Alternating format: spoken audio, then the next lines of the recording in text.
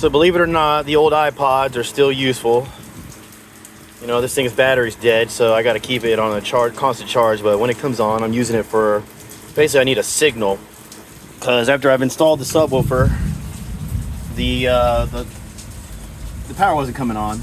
So it was either a signal problem or I didn't have the remote wire hooked up.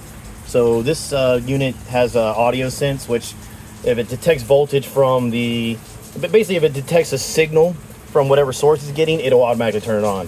Now, I never used that before. I've always hooked up the remote, turn on, so I wasn't sure whether or not it actually worked or not. But now that I've hooked up the iPod and ran it directly to the subwoofer, it started playing music. So now, and it turned on.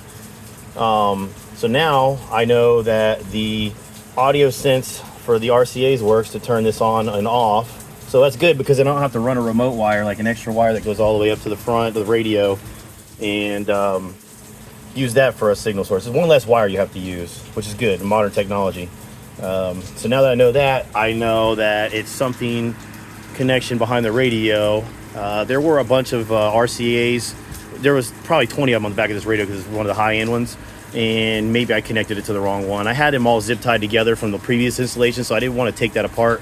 So maybe I just misread it. It was late last night, like 2 o'clock in the morning. I was out here working on it, so totally possible. So, but yeah, that just shows that even these old iPods are still useful because I need an audio source that can directly connect to the amplifier. This one's a powered sub, so basically I needed to connect to the amplifier and bypass the radio. That way I know if it's working from the iPod, then it's definitely a signal problem from the radio. That's one of my problem solving tricks that I do. But yep, iPod's not dead.